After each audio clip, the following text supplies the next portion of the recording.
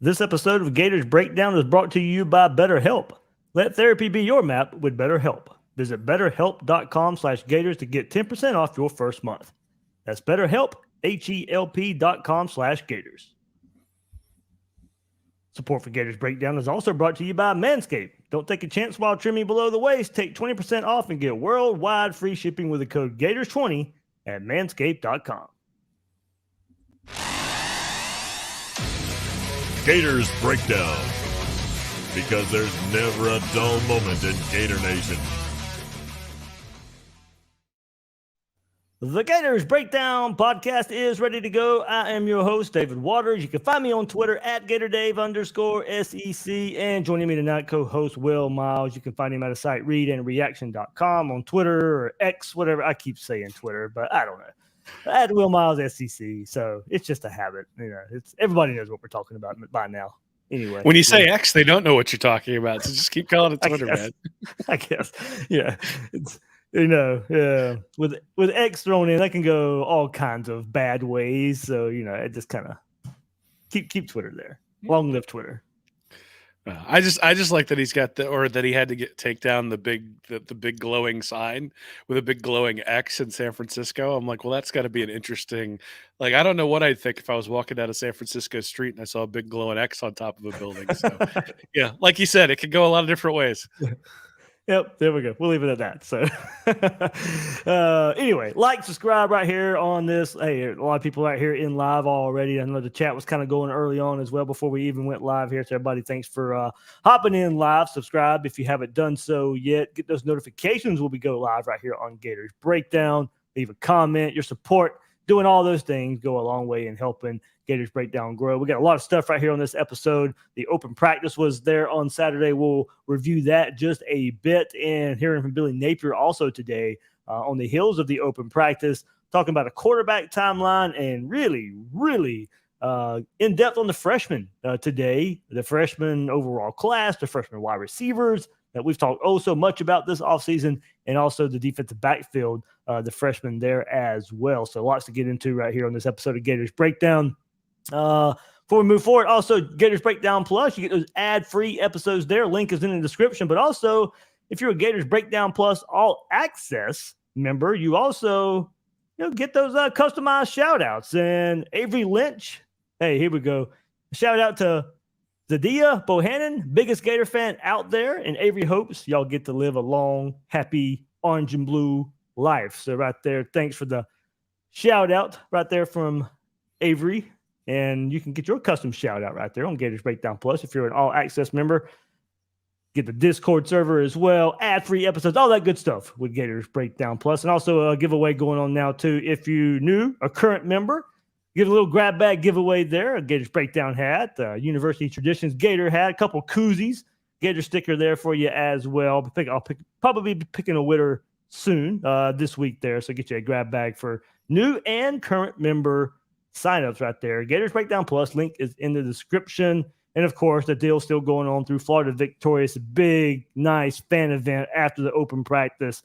Big crowd, getting autographs, getting pictures with the coaches and the players. You get 20% off your first month using promo code GatorsBD. They're going to be doing that fan day every year now. Billy Napier did say that today. I was told that over the weekend, too. This is going to be an annual event, the first training camp Saturday. Billy Napier's going to host this event right here for hopefully years to come. Billy Napier's going to be the head man on this on the sideline, trying to make sure Gator fans get together right there with the players. But yeah, plenty to get into in the open practice where first time the fans get their eyes on the team since the spring game. Yeah, it's nice to not have everything shrouded in secrecy like it usually is in the fall camp. But I know they didn't show very much. And I know this was really an event for the fans. And if you saw the line in Alabama for Nick Saban, where they had all the people who had contributed to NIL just lined up like around Bryant Denny Stadium, it does tell you that the landscape of college football is changing. Obviously, with the conference transitions that have occurred this week, we can all see that the landscape is changing. NIL is a part of that. And these open practices are going to be a part of that too, getting fan engagement, getting benefits to fans who sign up and support the program. That's all going to be part of what moves things forward. And look, I think Billy Napier one of the things you heard about when he came into the program, when you talked to anybody who'd sort of talked to him offline, was that he was a really genuine person. And these sorts of events give him the opportunity to show the fan base that side of his personality. And I think that's an important thing for him to do, right? That the W's and L's are obviously going to be the most important. The recruiting is going to be the second most important thing. But one of the things that I think really did cause Jim McElwain and Dan Mullen some consternation amongst the fan base is that they just didn't really connect very well. In fact, Will Muschamp got a fourth year when maybe he wouldn't have, because he was somebody that everybody in the fan base really liked and wanted to see succeed. So, we've been talking about recruiting, talking about how it's going to require some patience for Billy Napier in this particular rebuild if we want to let him see it all the way through. Well, part of that is going to be building that goodwill to the fan base, building more of a Muschamp relationship with the fans than a McElwain or a Mullen. Now, obviously, at the end of the day, you still got to win, and no one's going to care that you've got open practices and that you're a good guy if you're not winning games.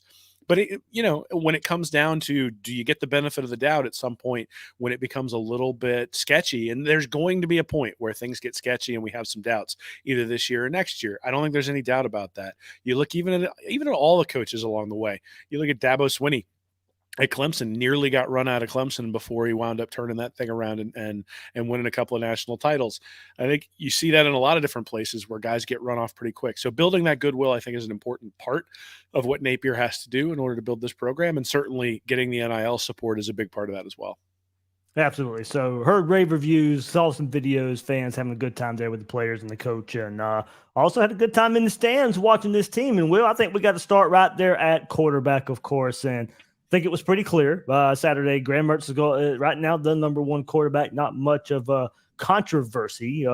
Maybe still have a competition going on. Billy Napier says there is. We'll get into that in just a second. But Mertz getting the most of the one reps there on Saturday. Now, this could be part of a rotation of practices, and maybe this just happened to be the practice that was going to rotate where he was getting the most one reps, but I don't think we're that naive for what's going on right here. I think Graham Mertz is going to be the guy. I think we all kind of know that this week, but we'll get maybe a timeline of the announcement, if there's going to be an announcement of a starting quarterback. I think so this week. We'll hear from Billy Napier about that in just a second, but Graham Mertz leading the way, and maybe more of the battle will going on maybe for the quarterback 2 spot. And mentioned, last week that it's really kind of apparent that everyone got to see Max Brown really pushing the ball in some clips and highlights last week, and is really pushing Jack Miller for that number 2 spot.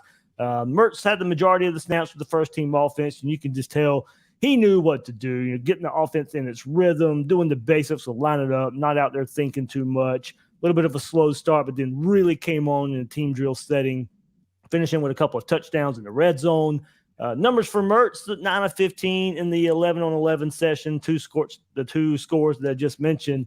But Will, behind the scenes, and hey, Will, this is a running joke on Gators Breakdown Plus 2, by the way, of behind the scenes, you might be the Max Brown hive leader out here. And if Saturday's any indication, he may have passed Jack Miller. We've been talking about this on the Gators Breakdown Plus Discord, brought it up last week just a bit as well, where this behind Graham Mertz is really getting interesting here for who could be the number 2 quarterback. And Max Brown may have, at least putting it in a conversation of passing or has passed Jack Miller. We'll see. But we'll see if the rotation maybe played into it just a bit as well. But, right here, Brown's really pushing for the spot, even just hearing about it, more so than what we are seeing in the eyes. You start asking around the program, he really is pushing that competition for the second quarterback spot. But Brown's 4 of 10. The team drills won't really excite you all that much, but made some really impressive throws in the one-on-one sessions as well. Consistency, that's probably the biggest thing that Max Brown's got to overcome right now in his young career. The second-year quarterback may have the best arm out there, Will, of the 3, but consistency still not quite there. But I am excited to hear about the development of growth of the first quarterback Billy Napier brought in. Yeah, so I've obviously been somebody who's been shilling for Brown, or at least to see Brown in a larger capacity. In the spring game, we didn't see him much at all, right? It was definitely the Mertz. It was definitely the Mertz and the Miller show, and so you just sort of assumed he was buried at 3rd in the depth chart. But to hear that he's making progress, and more than anything, when you look at his high school stats, and normally I harp on completion percentage, and that's one of the places where I would go to immediately with Brown, is that he's got He's got a profile that suggests his ceiling's really high, but the big thing is 173 rushes for 1,343 yards, 7.8 yards per rush his senior year in high school. So, in terms of the thing that I think really makes me nervous about Graham Mertz is when you get into that 2nd and 3, 3rd and 3, like those times when you might need to have the quarterback run potential. That's not something Mertz is necessarily going to be able to get you.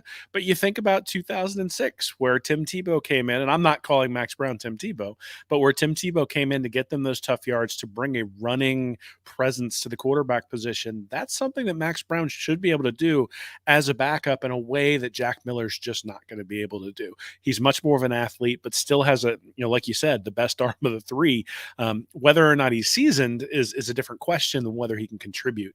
And so having him at that number 2 spot, getting his feet wet maybe in the 2nd and the 4th game of the year, where you start to have some comfort that if something were to happen to Graham Mertz, you would have comfort having him in there starting a game against maybe a Kentucky or against a Tennessee if something were to happen to Mertz along the way. But look, I mean, I think from the start, you've always sort of assumed that Napier is going to play the best player. Mertz appears to be that guy. The fact that he's talking about naming a guy pretty quickly, all indications are that's going to be Mertz's number 1. But, I think the problem is that when we saw the spring game 2 years ago and then the spring game this year, there hasn't been a huge progression that I've seen in Jack Miller, right? It's not like I looked at 2 years ago and went, oh, there's been a lot of improvement. Now, granted, he was put in a tough situation against Oregon State, and I think in many ways we hold that against him. At the same time, we're now looking at 3 data points. And when you combine that with his high school statistics overall, I think a game manager light is sort of the best we can probably hope for from him. And so the ceiling for Brown is significantly higher. And that's why I keep saying I want to see him. I think if you get through 2023 and you don't know what you have in Max Brown, I think you're in trouble because Graham Mertz could end up leaving. And then Brown and Miller and Lagway are battling it out for the starting job next year. And none of those guys has a real start.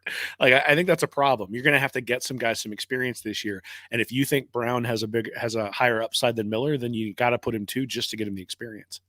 Yeah, and Florida's got those 2 cupcakes at the beginning of the season this year too. So you hope, hopefully you take care of Utah and you can come home and go against McNeese State or McNeese, and then you've got that traditional cupcake blowout by the halfway through the second quarter or going into halftime. And hey, maybe we get to see him in that game setting, as you said, and I did that last week too, Will. I did peek ahead to next year. We don't know what the future holds for Graham Mertz. And, if he does go, and that leaves a wide open hole for the Florida quarterback position. And I think would speak a lot to Billy Napier of your first guy maybe being the starter in that bridge year to Lagway. And then, hey, maybe it opens up a great competition between Brown and Lagway in 25. And that's what you want. You want to breed competition right here. And hopefully down the road, that's what we get with Max Brown. But it certainly seems like he's really pushing Jack Miller for that second quarterback spot. But hey, let's go. Billy Napier was asked about, after Saturday, was asked about, and I asked him about it in the spring about a timeline of naming a quarterback. We knew it would probably be coming to the fall. He was asked about it at ACC Media Days as well. Well, now after the open practice where it's kind of apparent that Graham Mertz is the guy, what about a timeline for naming a starter? Yeah, we've got 3 practices here. We're off today. We're reloading today, and then we'll be kind of prepping for the scrimmage. So I think we could – that'll have a lot to do with it. But we've seen the body of work. I think it's all going to matter. But we're right in the middle of that process. We do have competition. And I'm looking forward to watching those guys in a couple more days. I think we've connected on a number of deep balls so far in training camp, in all thirds of the field, and I think these guys can do what we ask our quarterback to do. I've got no issue there. He was asked about, will the quarterbacks pushing the ball down the field. Anthony Richardson last year, no problem in the vertical passing game and getting the ball down the field. But could these quarterbacks do it? Billy Napier pretty confident. Of course, I expect him to say that right here in this press conference setting, but I had to throw that in there anyway. But yeah, and I told everybody around SEC Media Days, I put the timeline on it of around the first scrimmage. The first scrimmage is Thursday, and Billy Napier does have a press conference on Friday. If you're asking me, yes, I think he names Graham Mertz the starter on Friday. We'll get the scrimmage on Thursday, and I think that will kind of be the final nail there of naming a starting quarterback moving forward for fall camp 2023 and ahead of the Utah game. But Will, I think we get our answer this week. Yeah, I mean, look, if the answer is this week, it's definitely going to be Mertz, right? I That's mean, true. I don't think you have some surprise where it's like, oh, all of a sudden you've got a redshirt freshman starting and Mertz is ticked off, and Mertz and Miller are fighting for the backup. Like, that's not going to happen. It's going to be Graham Mertz, and we've anticipated this from the start, right? Yep. You're going to Utah. You're going to play a game where the crowd's going to be loud. You need someone who can go throw for throw with Cam Rising, and Mertz is the guy who's got the experience, and Napier needs to win some games this year. I don't think there's any doubt about that. So when he starts looking at it, I think it makes some sense. But that is also where I think bringing in a guy like Brown, if he's the number 2, to give a change of pace, to give you some quarterback run game, to give you that 3rd and 1 where there is a risk where Brown might run, all of a sudden brings a dimension that Mertz just doesn't bring. I think there's a way to combine these guys to maybe maximize what you're getting while minimizing the risk that you're taking while having Mertz out there. So while I suspect that Mertz is going to start and get the lion's share of the snaps, I would be really surprised if they didn't have a Brown package where he's trying to bring some of the running game, get some misdirection, get the running backs free on the edge, those sorts of things, as opposed to just relying on Mertz being back there. Because Mertz in his entire career has 125 rushes for negative 21 yards. So not exactly a burner. This is not Anthony Richardson that we have back there making plays. And Florida's offensive line was really good last year, not giving up sacks. But a lot of that was due to Anthony Richardson being able to get out of trouble. And Mertz isn't going to be able to do that. So you might get behind the chains a few times. I think he's going to have to take a few punts over the course of the year, going to have to rely on his defense. And we're going to see whether the defense can do anything, because they certainly couldn't last year. But not a surprise that it's Mertz. I think we've all sort of been waiting for this. We've been hoping that maybe either Miller or Brown would step up and just push Mertz extensively, but that doesn't seem to be what's happening. It seems like it's going to be a pretty easy call for Napier to make, and it's going to be the one that everybody sort of presumed it would be coming out of spring camp. And we'll know where we're at coming up Friday, I'm sure. Yep. And we'll get our answer. Of course, was it the Wisconsin offense holding him back, or was Graham Mertz holding the Wisconsin offense back? The spring age-old question, I guess is what we'll call it, because that's just been kind of the theme that it didn't do him any favors. And I know that's kind of been the talking point that I've been kind of going through with different radio interviews and different podcasts. And hey, we'll get our answer pretty soon. I just hope I don't have to start out an article saying 2 things can be true at the same time. Exactly. Like the Wisconsin offense can be trash, yes, and Graham Mertz can still struggle. Those 2 things can be true. And look, I think people listen to Gators Breakdown in any length of time. They know that's one of my favorite phases. 2 things can be true at the same time. So, and I have said that could be the case here. Hopefully not. Well, what you're really getting in Mertz is you're getting a guy with a significantly there's not a lot of variability in terms of what you're going to get. I think his floor is going to be about what he did at Wisconsin last year, a QB rating of 135, but yards above replacement, which is my stat that factors in running, has him negative, has him below average. His maximum is ceiling is going to be a QB rating of around 155. So not Hendon Hooker, not Bryce Young. It's going to be more in that Felipe Franks 2019 range or 2018 range, where he's a good quarterback, not a great one. And then it's going to be a question of what can he do in the running game? What can he do in terms of touchdowns to interceptions? What can he do in the red zone? Those sorts of things. One interesting thing is if you looked at Florida, they were incredibly explosive last year, but it was the second year in a row where they ranked in the top 20 or top 30 in yards per play, and then we're sitting at like 65th in points per game. And that disconnect is tied to turnovers, and it's tied to red zone inefficiency. And so just even a worse offense with a more efficient red zone will end up with a team that scores more points. And so, Mertz might have an opportunity to be an upgrade from the standpoint of just not constantly having those ups and downs, makes things a little bit easier on the offense. And certainly I think we all expect the defense to take some sort of jump. How big that is a question, but it can't possibly be as bad as it was last year. And so if it takes any sort of jump, then he doesn't have to be as good as Anthony Richardson. I think, all those things combined make Mertz the safe pick, but also, especially on the road against Utah to start with, probably make him the right pick for what's going on.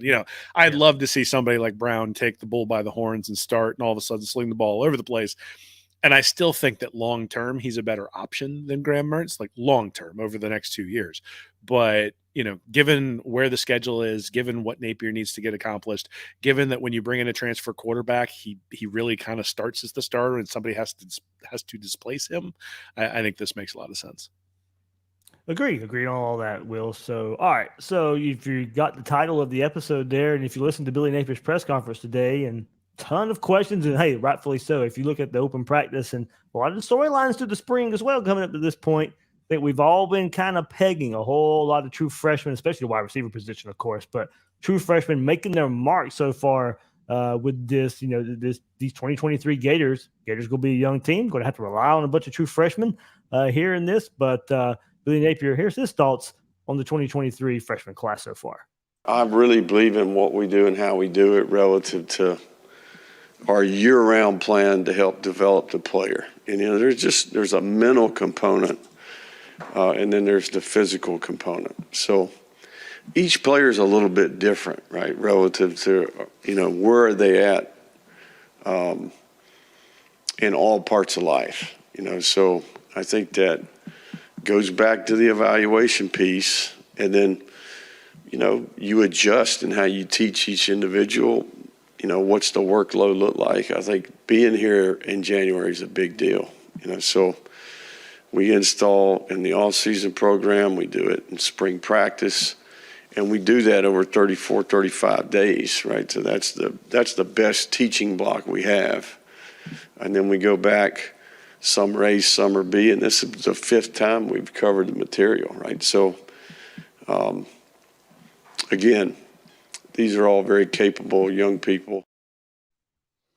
Well, Billy Napier there going over true freshman, and man, really, really, he does it later on too when we talk about DBs, but really goes into, hey, early enrollees. If you can get here in January, we got a lot to put under your belt, and under your pillow, and think about by the time you hit the field for the first game of your freshman season. If you're an early enrollee, I guess we won't call you a true freshman much anymore, because that's how much experience that we're giving you all the way through January and all the way to your first game here. So we'll kind of go by position here.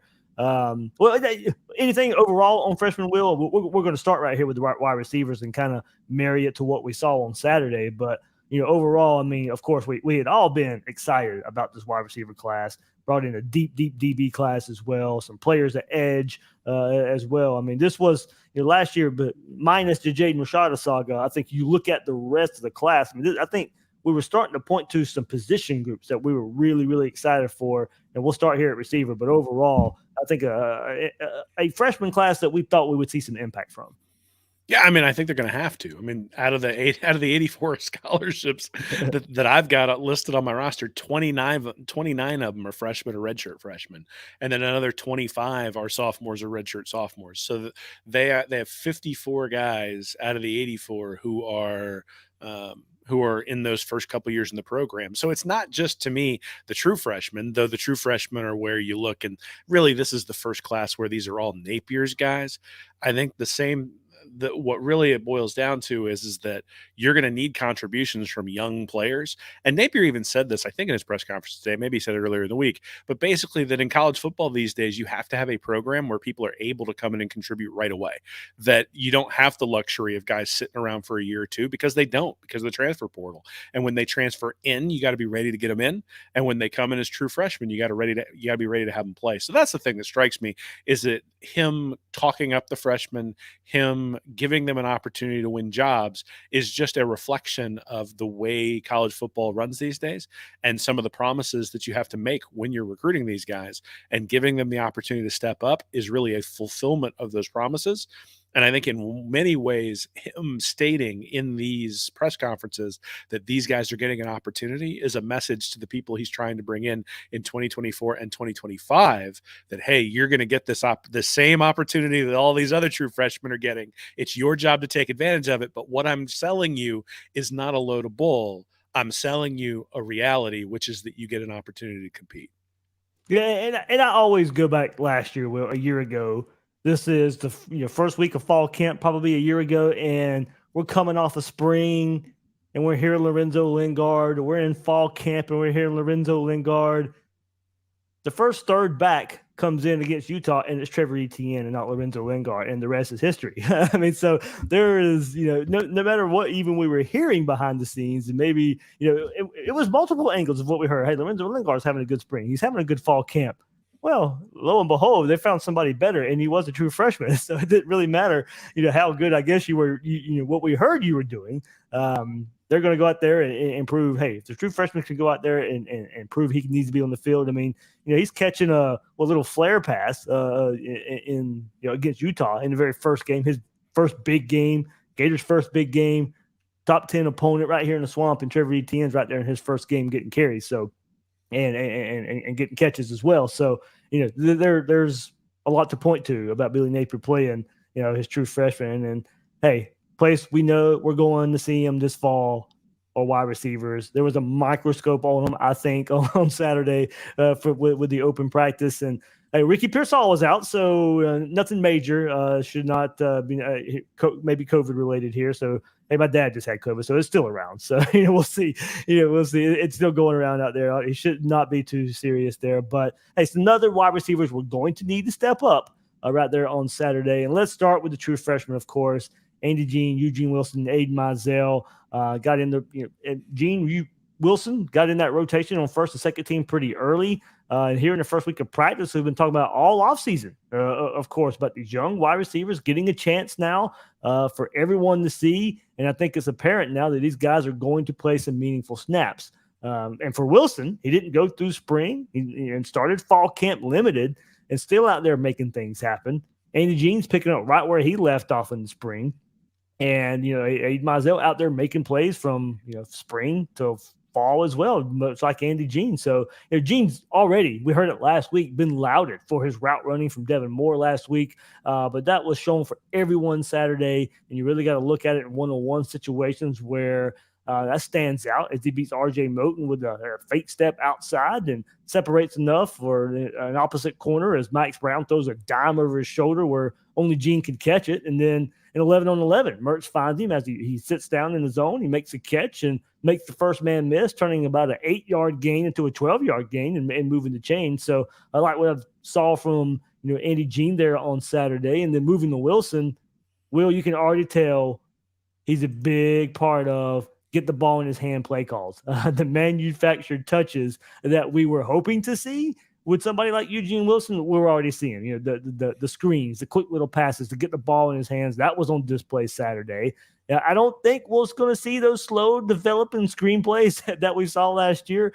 And look, all the talk of him having the ability, it wasn't just talk. It just looks different with him out there. I'm not so sure how many big plays this offense will create down the field, deep passes. We were just talking about that. But I think the explosiveness with the catch and run type will certainly be more in the mix, especially with him on the field. And then, of course, those two probably had the most notoriety on Saturday, Gene and Wilson. But Aiden Mizell, he had a catch of the day, 7-on-7 with a one-handed grab, and also a touchdown with a quick slant against fellow freshman Dijon Johnson. So right there on Saturday, Will, they're in the rotation. They're competing with Burke and Douglas and Frazier's. And hey, right there, first time the fan base gets eyes on them in this fall camp setting, they're out there making plays all over the field. Yeah, well, from a numbers perspective, Florida needs these guys to step up. I mean, it's not like there's a whole lot of guys in front of them. You mentioned you got Pearsall, Frazier's, Chickasha Bowman, Burke, Douglas, and then Khalil Jackson, who, while a very good player, is someone who was just awarded a scholarship as a preferred walk-on. So you're not talking about enormous numbers in front of these guys. So even if you just had a couple of injuries at the wide receiver position, Gene Wilson and Mizell are going to have to contribute. But from an overall talent perspective, these guys seem to have a leg up on a lot of the guys who are in the system as well, right? I think Pearsall is the guy you look at and say, okay, that guy's earned a spot. He's going to play. But the question is who's going to be next to him? And these guys are all going to get an opportunity. Now, I think Wilson specifically, the little screen passes and that sort of stuff are going to be great, but only if he can block, because you got to be able to have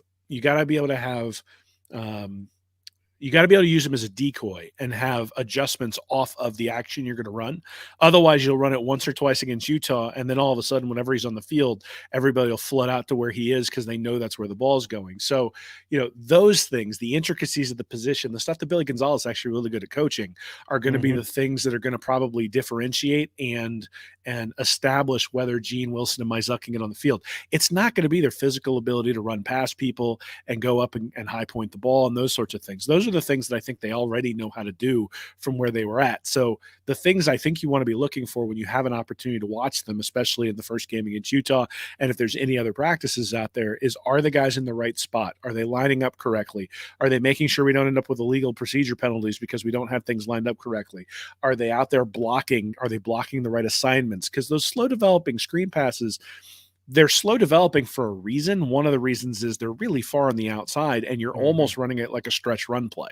And if you get the guy who can put his foot in the ground and go, if you block it correctly, all of a sudden you have numbers advantages. So you get mad when that ball goes out there, but the reason it gets thrown out there is essentially it's a running play because it should be 100% completion percentage and you're hoping to get 4 or 5 yards and every once in a while pop one. The problem is you get hit 3 yards behind the line of scrimmage when the wide receivers can't block. So those are the things I think that are going to dictate, one, what the offense can do this year, and two, how often we see them on the field. Because just like Graham Mertz is going to get the nod most likely because he's the most consistent at executing what they want play after play after play, even though there might be some guys who are a little bit more spectacular behind him. I think it's the same thing at wide receiver, is if you've got a guy like Frazier's who's been in the system now for a couple of years and he can do the pedestrian things well and consistently time after time, he's going to get the nod over a guy who can flash, but then who also is going to allow his teammate to get completely blown up because he just whiffed on a block out there or didn't know he was supposed to block because he's not really familiar with the offense. So those will be the things. I think at the end of the day, these guys are certainly physically gifted to be able to take a major role. The question is going to be, are they able to process everything they need to do outside of just running the routes and catching the ball? Yeah, Napier mentioned that too, Will, on freshmen just in general. Like, hey, it was good that they were in that Florida Victoria situation after the practice because now they're kind of seeing how big it is. Well, they've seen nothing yet. Now, it was all smooth. It was all on Saturday. They were lining up in the right spots, for freshmen being out there. But we know in about 3 weeks' time, they're going to be on the road in Salt Lake City on a Thursday night. And if they're on the field, that's going to be the first time they see anything like that. And Napier mentioned that too. It's like, the lights haven't really turned on yet. They still don't know what's coming just yet. So, that's going to be a crazy, raucous crowd wanting payback for last year. And we're talking about a lot of these true freshmen, especially on offense, of course, when their fan base is trying to get as loud as they possibly can. If Gene and Mizell and Wilson are out there and still lining up and doing the things they need to do, then I think if they can go on the road and show that game one, we know just how far these guys have come along and the impact that they can continue to make throughout the season. But if they're going to be big contributors, and we want them to be big contributors by game one, they're going to have to do those small things right on the road in week one as well. So glad you brought that up, Will, because that's honestly where I was going to go next. Billy Napier talking about, hey, it's still kind of friendly right now. So we know what's coming up, and we got to see how they handle that as well. But here's more on Billy Napier and his freshman wide receivers. They're all, I think, extremely fast. I think that always helps, right? So documented speed. I think Andy and Aiden and Trey, all three, are verified fast. And I think it's receiver is still a very skilled position, so it's one thing to be fast. It's another thing to play fast, right? So there's a mental component here relative to my assignment, my technique, my adjustment to the coverage, whether it's steps or depth or landmarks on the field. I think we're seeing kind of them get comfortable. I think Trey in particular, I thought last night really cut it loose for the first time. He's kind of had a soft tissue issue to start camp. So I think his presence was known out there last night. I think he'll make our team better. I think those guys, they've got character. They want to be good players. They're good teammates. And I think they're hard at work trying to improve at their role relative to the team. Good to hear. I mean, Billy Napier pointing out Eugene Wilson getting healthy, missed, dealing with a hamstring injury.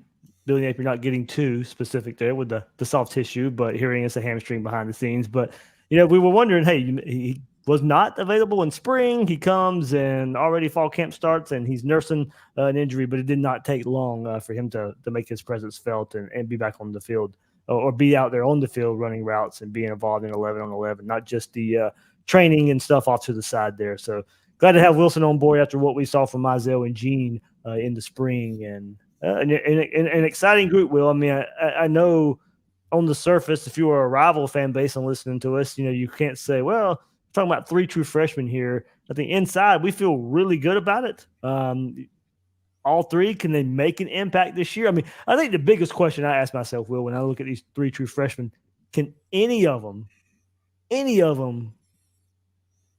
be anywhere close to the impact Antonio Callaway had as a true freshman? I mean, that was one, in at least recent history for us Gator fans, that's a true freshman that you point to. Of say, all right, if any true freshman come in here, that's what we want to replicate. That's what we want to look at. And, and Will Greer was quarterback that year, of course. And look, it's not like Will Greer was going out there and throwing for 300 yards every game. It was still a somewhat average passing game, but you knew you had a go-to receiver. You knew you had a receiver that you needed to get the ball in his hands. Can one of these 3 guys come close to that? Now, don't get me wrong, there's all 3 of these guys are pretty talented, and they might eat into that just a bit, but even collectively as a group, can they kind of do what Antonio Callaway did as a true freshman back in 2015? Yeah, I mean, we're going to find out. I think these 3 guys are ranked at a position where, in the recruiting rankings, where you wouldn't expect all 3 of them to turn out. If all 3 of them end up being NFL players, and that says a lot about Napier and his ability to evaluate at this position. But one of the 3, absolutely, I think one of these guys should be an NFL player who ends up going to the next level 3 years from now. And last year's a pretty good example of what Napier will allow true freshmen to do. Right? You mentioned ETN, all SEC freshman. But, you also have Shamar James, who was an all-SEC freshman. And it's easy to forget, but Devin Moore was probably going to be an all-SEC, a freshman all-SEC corner before he got injured for his shoulder. He was playing pretty well up until he went down and went with the injury, and was playing quite a bit until he went down with the injury. So you got 3 freshmen there who would have been on the all-freshman SEC team if Moore had remained healthy. And then you got contributions from guys like Chris McClellan. You got contributions from Miguel Mitchell and Kamari Wilson as well. Now, those aren't guys who necessarily were putting up enormous contributions, but those guys contributed to the team. And so I think that's a reasonable expectation to have, that you have a guy at a position of need like wide receiver where, hey, can we get a freshman all-SEC season out of one of them? I think that's a reasonable expectation. Now, if you expect it to be that you got Reedell Anthony and Jacquez Green and those guys, I think that's probably too, I think your expectations are probably a little bit off, at least right now. I think if you got one guy who steps up, we should be really, really happy with that. And that's really good enough, because if you think about it, if you get one guy who can jump up, maybe not even to the Callaway level, but let's say can play sort of like Trevon Grimes. And then you got Pearsall out there who showed an ability to make explosive plays last year. And then somebody like Bowman or Frazier's or Burke or Douglas just sort of stepping into a role where they catch 25 or 30 passes. Well, now all of a sudden you've got a passing game that's at least serviceable. And with Graham Mertz at quarterback, I don't know that you're necessarily going to have this explosive passing game all the time. The question is going to be, do you make the catch when it's a 7-yard slant and he hits you right on the numbers, and the corner's coming in and swiping the ball away? Are you going to bring that ball in, secure it, and get the first down, or is the ball going to get knocked away? Those are going to be the critical plays I think we see throughout the year that these guys either can or can't make. The play for Callaway against Tennessee obviously is the one that I think everybody remembers, and that was sort of his coming out party. But there were a lot of other plays throughout the season that made you go, that's a solid play by Antonio Callaway there. And you lost a little bit of that when Treon Harris came in for Will Greer, but still, it wasn't just 2 big plays and that was it for Callaway. There were the big plays that were then supplemented by being a reliable receiver for the vast majority of the rest of the time. And so can we get that out of one of these guys? I think will be the question, because if they can be a true number 2, I don't think they need to be a number 1. Mm-hmm. If they can allow Pearsall to be the number 1 and they can be a true number 2, then that allows the guys like Frazier's or Burke or Douglas to slide into the number 3 spot. And all of a sudden you feel good about this group. If these guys are sitting there as like the 3 or 4 receiver, well, then I think we're going to be talking about, how the passing game has struggled. So that'll sort of be the question. Yeah. So we'll talk more receiver too. Saw his name brought up, Marcus Burke, a little bit. Will brought his name up. We'll get into him in just a second too, continuing what we saw from the spring from him, and also we'll get into more of these freshmen, especially in the defensive backfield. But before we do, Gators Breakdown is brought to you by BetterHelp. Sometimes in life, we're faced with tough choices, and the path forward isn't always clear. Whether you're dealing with decisions around career, relationships, or anything else, therapy helps you stay connected to what you really want while you navigate life, so you can move forward with confidence and excitement. I've seen firsthand the difference therapy can make with a family member, and the relationship is now better, stronger than ever before. It's hard to take care of life challenges if you don't take care of yourself first. And that's where BetterHelp comes in. BetterHelp brings the therapy to you. It's entirely online, designed to be convenient, flexible, and suited to your schedule. Just fill out a brief questionnaire to get matched with a licensed therapist and switch therapists at any time for no additional charge. Let therapy be your map with BetterHelp. Visit betterhelp.com/gators today and get 10% off your first month. That's BetterHelp, HELP.com/gators. Support for Gators Breakdown is also brought to you by Manscaped, the best in men's below-the-waist grooming. Manscaped's Performance Package is the ultimate men's hygiene bundle. Join over 8 million men worldwide who trust Manscaped with this offer for Gator Nation. 20% off and free worldwide shipping with the code GATORS20 at manscaped.com. The new Performance Package 4.0 includes the Lawnmower 4.0. This fourth-generation trimmer features a cutting-edge ceramic blade to reduce grooming accidents. Turn on that LED spotlight when you need a more precise shave. And because the trimmer is waterproof, you can say goodbye to the mess on the bathroom floor. The Performance Package 4.0 also includes the Weed Whacker. This nose and ear trimmer is the best I've tried. It's the only one that works. You got to try it. And after trimming your footballs, show them some love with Manscaped's liquid formulations. The Crop Preserver Ball Deodorant and Crop Reviver Ball Toner are here to take your ball game to the next level. And then Manscaped, they even throw in 2 free gifts to the Performance Package 4.0, the Manscaped Boxers, and the Shed Travel Bag.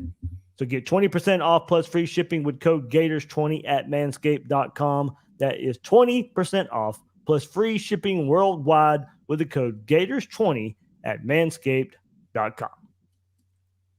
All right, well, let's get into a couple of other names. We'll keep it here in the passing game a little bit, and some names that will translate well from spring practice and the spring game. And that is Marcus Burke and Arlis Boardingham. So Marcus Burke continued his tough physical play at the wide receiver position from the spring game.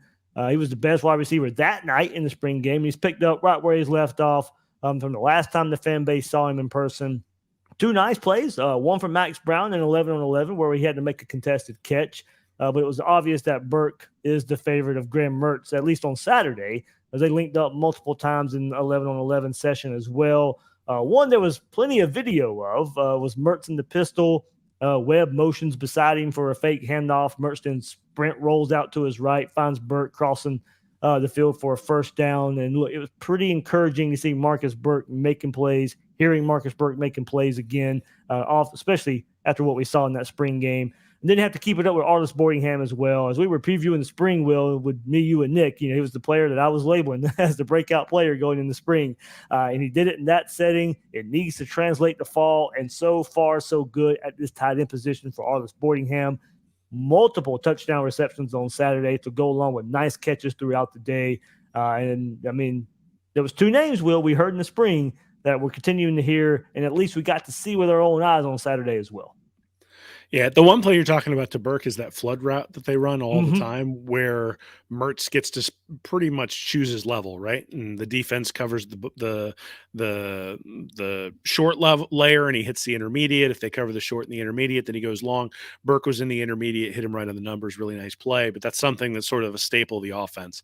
And I think a good thing to see, having Douglas in that spot as the guy who comes across, or having Burke in that spot as the guy who comes across, I think is a significant thing in terms of where he's at. But, I look at that one and go, I'm glad he's getting hit and I'm glad he's making the catch, but that's a staple staple of the offense, and everybody in the offense should be able to run that one. I think Boardingham is the one that you just look at and say he's got to be the guy who's the blinking green light that we look at and go, hey, look, like maybe he's not a star, but he's a major contributor. Because you think about it, Xanders last year really showed out in the fall, but then it didn't really translate. You got Zipper, who's hurt and isn't going to play this year. You got Odom, who hurt his knee in the Oregon State game, and then that's it. You got Boardingham, Hansen, Livingston, and Savigny there at the tight end position, all either freshmen or redshirt freshmen. Yeah, and Livingston's getting some talk of being in great shape. So hopefully he's another guy who can give us some depth there. Well, I mean, you're going to need more than one, right? I mean, like for an SEC schedule, you're going to need more than one. I know I saw something the other day for Darnell Washington, the former Georgia tight end. He was just lighting it up in camp. And you're like, God, that guy sometimes struggled to stay healthy during the regular season for Georgia. Like he was the guy who always seemed to be sort of limping around a little bit. And that guy's enormous. So you sit there and look at that and go, all right, well, what does that mean for the tight end position in college football? Well, it means you probably need at least two of them to make sure that you're able to supply that position. So they're going to need some of these guys to step up. I think we always sort of thought Hayden Hansen was going to be the guy who was the blocking guy, and you're not going to see a whole lot during practice and fall camp that tells you whether he's able to be that sort of extension of the offensive line. And that, again, I think is going to be the question for Boardingham. It's the question for all these freshmen or redshirt freshmen. Are they able to execute the blocks that enable them to then extend that to the mismatches that they have on the field, right? That Boardingham will be a mismatch against the linebacker. I don't think there's any doubt about that. The question is Boardingham able to prevent the linebacker being on him in pass protection as a liability, right? Or in the run game, is the linebacker able to hit a gap? So if the defense has an advantage when Boardingham has to block, but then the offense has an advantage when Boardingham has to go out in a pass play, then it's a net neutral over the course of the game. If he can be serviceable at the blocking point of attack, well, now all of a sudden you have an advantage when he goes out in a route. So those are the things you're really sort of looking for at the tight end position. It's the same thing you'd look for Xanders or Odom or any of these other guys, is are they able to do the nuts and bolts of the position? And then the things that we see and get excited about in camp are sort of the extraneous bells and whistles of the position. But the nuts and bolts are the stuff that's really going to come down to whether these guys get significant playing time or not. Yeah, I think the best combo for Florida is Odom getting healthy and him being the plus blocker and then being able to catch, and then Artis being the plus catcher and then being able to block. I think that would be the best combo for Florida right now. Hopefully it kind of works out that way. Odom, he's out there not really going through the 11 on 11 that we saw on Saturday. So hopefully he comes around. But of course, his experience last year should pay off. Really coming on at the end of the year last year as well. Hopefully being extra offensive lineman there at times for the Gators. So we'll keep going on with true freshmen. We'll go along with the run game just a bit as well. Trayon Webb was able to show some physicality early on. Truck Miguel Mitchell about 10 yards down the field. And he was running with the first team on that rep. So nice to see him making the most of that chance and for the staff to allow him to do so and get a pretty good indication of his ability running with the first team. And then Trevor Etienne had one of the longest runs of the day. He broke a run outside behind Austin Barber, who he was able to block Justice Boone, ran right through two defenders that, it would have been a little more physical had it been a real game. He might have been tackled there, but if he breaks those tackles in a real game, he's a big run anyway. Miguel Mitchell had a face mask to end that run. A couple more news notes there along the offensive line. It looked like the starting offensive line was Austin Barber, Richie Leonard, Kingsley Egwueken at center, Najee Harris at right guard, Damian George at right tackle, but Micah Mazuka did come in a little bit in 11 on 11 action, even though he's in a no contact jersey. He lined up at left guard and that moved Richie Leonard over there to the right guard spot. So, but look, I said Najee Harris. I said Trayon Webb. There's two more true freshmen. Why this is the theme of the episode. Getting action with the first team offense right there on Saturday in front of the fan base. But no surprise. That's kind of how the offensive line looked. Barber, Leonard, Egwueken, Harris, George for the first look of the offensive line. But good to see Mazuka going through, pretty much 11 on 11 in full contact, even though he's in that black jersey. Yeah, good to see him. You're going to need that depth. And then you got Lindell Hudson, who apparently was in a car accident earlier this week, had a concussion. So I'm not sure whether he was even out there for any of this stuff, but that's somebody who's going to be able to come in and provide depth as well. you're sort of skating the razor's edge there on the offensive line, especially with those true freshmen in there. If they don't turn out, then all of a sudden you're searching for that fourth or fifth guy you really trust. You want to have 7 or 8 guys going into the season. I think if those true freshmen are guys that you trust, then then you feel a lot better about things. If those guys turn out to still have a lot to learn, then we feel a little bit worse. So, I think it's one of those things where we don't really know whether that's a good thing or a bad thing. These are guys who ostensibly have very good pedigrees, and they've been raving about them all through camp. And so, these guys are going to get a shot. But given Keontae Goodwin going back to Louisville or back to Kentucky or the Kentucky area, Lindell Hudson being out, I think seeing true freshmen, they're not a huge surprise.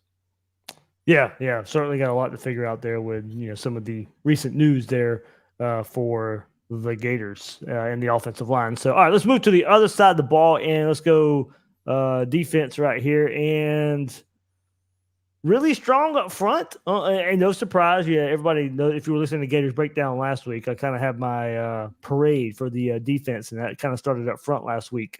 Just how good I think those guys would be, how much deeper Florida is. Billy Napier went through it today too, saying they're bigger, faster, stronger, deeper up front, and I think this really stresses how much better Florida should be and how it should help this defense this year. But really strong performances by Jackson, Banks, McClellan, Watson right there on Saturday. They were disruptive most of the day. Banks was noticeable right away. He just blew up a run play for a tackle for loss. Kelby Collins was getting in on the action. I'm talking about true freshman right here with a big tackle on a run play. But not just freshmen, some new faces too. Manny Nunnery starting with the first-team linebackers with Shamar James out. News about Shamar James, 7 to 10 days is what Billy Napier said. Make sure I had that right. Week to 10 days. They're not going to push him back. They're going to be kind of conservative with that one, but it's just looks like a knee sprain from him. Hopefully not keeping him out too much longer. But it gets Manny Nunnery some action there. And as Napier said, that injury, it can be beneficial for the team. You have to have guys ready to step up, and they're finding different combinations. They're finding different ways for those guys to communicate. So it's good that these different combinations really help them evaluate the depth that they have at the linebacker spot. Goes on further to say how proud he is of Scooby and Wingo having handled all this with all the new faces coming in at linebacker. So, going back to Saturday and after seeing the capability of Scooby and Nunnery out there, Florida they look faster and more athletic at the linebacker spot. Yeah, I mean, I think that's one of the things that we've been looking forward to all offseason. It's one of the things that, you think about the defense and Florida's defense and where it struggled over the last really decade is just having a linebacker who can go side to side. And, Mitchell and Nunnery and James all of a sudden give you the ability to potentially have guys who can do that, who can go sideline to sideline. That's an exciting thing. And then you start bringing in guys like Scooby Williams and Jaden Robinson and Deuce Spurlock sort of on the second side. And hey, I think that's a way to go. But we'll see. I mean, Taraja Mitchell was good at Ohio State a couple years ago. We'll see what he's able to do. Nunnery's the guy I'm the most excited about, just because he was a huge special teamer, and then all of a sudden started to become a really significant playmaker there at Houston. And so combine that with Wingo and James and some of the other guys who are coming back, and I think you have a lot more confidence in the linebacker unit this year, even if there's an injury or two, even if a guy gets nicked up. I mean, the last 2 years, if Ventrell Miller went out, the whole defense fell apart, and sometimes even fell apart when Ventrell Miller was out there. But, I can remember him going out for the targeting penalty and us sitting there going, oh, how are we going to hold up in the first half? And you're sitting there going, you got to be able to replace one guy on the defense.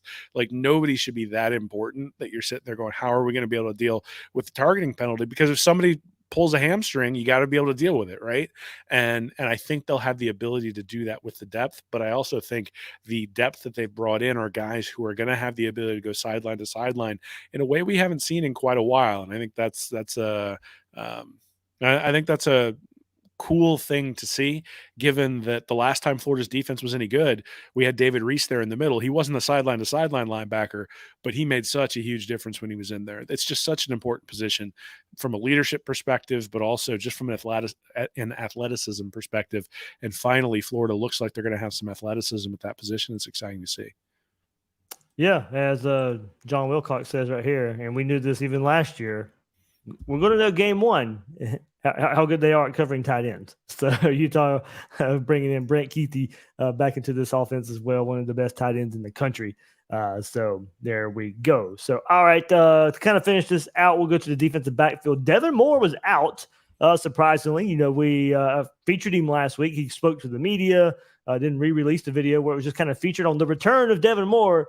And then we get to Saturday, and Devin Moore is not practicing with the team. So, but it does not seem like major anything to worry about. Billy Napier does say back soon. He's in a return to play protocol. So nothing really to worry about with Devin Moore. He's kind of stunk that, missed a good bit of last year. He spoke to the media last week. And we were kind of excited to see him out there in that second cornerback spot, but was not out there Saturday. So Jalen Kimber, Jakeem Jackson, another true freshman out there kind of fighting for that second cornerback spot. But hearing good things about Kimber, but Jakeem Jackson, of course, there with Dijon Johnson, DD, as Billy Napier likes to call. I mean, hey, look, they most of those guys were around in the spring, but let's hear from Billy Napier and his thoughts on these freshman DBs. They're all bright. They're all eager. I think we recruited them for a reason. I think they're going to make our team better. I mean, outside of DD, these guys were here in January, so DD would be the one guy who's doing additional work, extra walks, extra meets. That's the benefit of training camps. We have no time restriction. So a guy like him, he's able to do the extra. But, these other guys, I mean, we're living in an era of college football where a rookie's got to play, a free agent's got to play, right? Whether it's the portal or a high school player. So you got to build your systems in a way to where a first-year player can contribute and make a major difference in your team. That's an interesting point there, Will, of how he ended it. You've got to build your system so young guys can come in and play, and not make it too complicated, not make it too complex. They don't need to be out there thinking too much. And this secondary there's a lot of good athletes there. Those guys were known for that, of being able to, hopefully come in and just play right away. Now, these guys aren't going to be absolutely needed, so that's one good thing. They can kind of warm up. Jakeem Jackson's not going to be starting unless, Devin Moore's injury continues and Jalen Kimber's not performing. Now, you may get him in the rotation. I'm not saying he can't go force his way into the rotation, but you don't absolutely have to have him out there. Sharif Denson doesn't have to be out there to play right now. If you see these DBs out there, if you see these freshman DBs out there, that means they've earned their reps. That means they've taken advantage of the system that Billy Napier, Austin Armstrong, Corey Raymond has put together back there to find their ways in. So I think Florida's at least in a good spot, at least at the cornerback spot with Moore, with Kimber, with Marshall. If you see a Jakeem Jackson, if you see a Dijon Johnson back there, that those guys went and earned the reps, Will.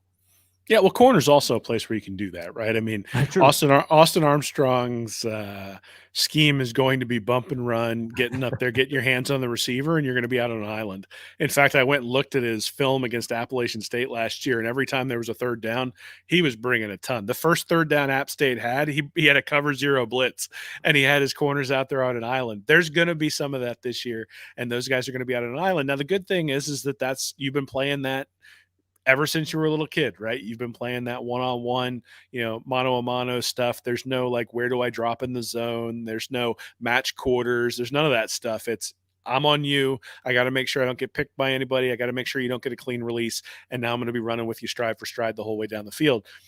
It's easier to get guys in that position. That's why running back and corner are the two places where you really look for solid contributions from true freshmen, is because, they need to know the defense. They need to beat the guys who are already there. But if they're more physically gifted, they're going to get in the game. And at least right now, Jakeem Jackson just jumps off the tape in high school. And then Dijon Johnson has really been sort of forcing people to look at him here, even though he missed the spring practice or didn't get here till fall. So, I think those guys are going to get some time, obviously. I think they're all going to get 4 games because you want to get them as much experience as you can. The question is going to be, do they get the 5th and the 6th and the 7th? Are you willing to burn that red shirt in order to get them in the games more and more and more? And I think corner is a place where I wouldn't be surprised to see guys get significant reps, just because that is one of the places where you can be ready to go really early on. Yeah, so I'm excited to see that athleticism back there on display, and not have to be, but if we're seeing them, I feel pretty confident. They went out there and earned that opportunity in the system that they've built for them. So, all right, there we go. Good stuff, Will. We made it through a lot of true freshman talk. Kind of, I think early in fall camp, it kind of it lends itself to that. And I think maybe as we get closer to the Utah game, maybe whittles down to we'll see if they're still out there. And look, we don't get to see much more anymore. Saturday was great because we got to see a lot of it out there, but we won't get to see as much as fall camp rolls on. So may have to wait until the Utah game before we get our answers just how impactful these true freshmen can be. But certainly early on in fall camp, and of course dating back to spring, we see him out there making some plays. So. All right, well, I know you teased it last week, and up on Reading Reaction this week, you got your first opponent preview kind of before the season starts of or an aspect of the opponent of the Utah Utes there. Yeah, there will be a longer preview on game week that really goes into all the detail. But one of the things that we did for our preseason magazine over at Reading Reaction is that Nick and I both go through every year and pick win, loss, or toss, right? Is it an expected win, an expected loss, or is it an expected toss up? And I had Utah as a toss up. I have one where I thought, I sort of looked at it and I thought, yeah, this is one that Florida has an opportunity to get. This isn't like Georgia where I immediately pick them as a loss. And so what I'm doing is I'm going through and looking at all those toss ups that either I picked or Nick picked and saying, all right, why is it a toss-up? What's the thing that makes me look at that team and say, hey, yeah, there's an opportunity here for Florida to take advantage? Because we spend all offseason picking apart all the warts in the Florida program and picking apart all the things that could go wrong or could go right in the Florida program, but everyone else has those warts too. And so for Utah, I think it's pretty clear that Cam Rising was an average quarterback through the air last year and has been now for 2 straight years, maybe slightly above average, but just slightly above. It's his running that really differentiates him. And we saw that last year in the Florida game where I think he had 7 rushes for like 114 yards. And if he's not able to do that because of his ACL injury that he's recovering from, he's going to be 8 months out from that ACL injury that he suffered in the Rose Bowl. Then all of a sudden the complexion of that game looks completely different. And so I went and looked at that specifically and said, hey, what is he as a passer if you take away the running game? What does that do for Florida's defense to really be able to step up? And then I think there's a lot of other reasons why Florida makes this a toss-up, and this is really a 50-50 proposition. But that was the first one I took a look at was Cam Rising. So like I said, as we get closer to the season, on game week, there will be a preview just like there is all year long over at Read and Reaction. And it'll incorporate more of the things in there. But to me, Rising is the big X factor. And it's not, is he going to play or is he not going to play? It's, can we expect him to utilize the portion of his game that has been probably the most effective portion of his game when he's coming in off of an ACL injury? It usually takes guys a full year to get back. And even then, running backs and linebackers and guys who really need explosiveness at the positions tend not to come back from ACL injuries nearly as well as other guys. And so if you're talking about a quarterback who uses his athletic ability, what does that mean in the first game of the year? I think the question is not, is Rising going to play? I think Rising is going to play. They've been sort of, tiptoeing around it at some of these, at Pac-12, media day and that sort of stuff. It's like, well, I don't know. It'll be a game time decision. Dude's going to play. The question is going to be, if he still averages 7.5 yards per attempt, does that get you anywhere? Or do you have an offense that's stagnant because he's not going to be able to get out of the grasp of the defensive end like he did last year, or like Jordan Travis did in that Florida State game last year? All of a sudden you got a guy who's a little bit more stiff back there, and it completely changes the complexion of the game and the way Rising plays. And so that's sort of what I took a look at this week. There we go. Yeah, I mean, he was his legs were instrumental late versus Florida last year. So if you take that away, it certainly will be a lot more difficult for that Utah offense to kind of, I think, live up to its ceiling if he can't run the ball. So lots to look forward to in the next few weeks with that big game coming up on the opening Thursday night of college football. So not much longer, Will, but a few more weeks right here of fall camp. But excited, ready to go. But yeah, it's hard to contain when you start talking about these true freshmen. It's hard to contain the excitement for the season. But yeah, we have to for a few more weeks. 24 days away, my good friend. 24 days. Like I already took that Friday off. I've already got it reserved to make sure that once I'm done writing my recap, I can have a couple of beers and then go to sleep. And you'll be you'll be up late just like I will. Oh, I'm yeah. sure, because those late night games are rough early in the season. But wouldn't have it any other way, man. It's like Christmas for us, especially an early game, prime time. Everybody's gonna be able to get to see it. And if Florida pulls out a win, all of a sudden the complexion of the program. I mean, that's the interesting thing, right? Is last year, after the 2 wins to put them at 6-4 over A&M and over South Carolina, we were sitting there going, we're 7-5 minimum, maybe 8-4. And then all of a sudden the wheels just fall off. And so it leaves a really sour taste in your mouth from what happened last year. Whereas if it had just ended 2-2 to end the season as opposed to 0-4, then I think you got a very different, you got a very different view coming into this year. And so I'm looking forward to seeing whether they can establish or reestablish where that is and reestablish some of the confidence that everybody had coming out of those couple of games right after the Georgia game, because I think that's still in there. The question is, are they going to be able to get there this year, and where's that ceiling and all that sort of stuff? And it's fun to be able to watch all that stuff.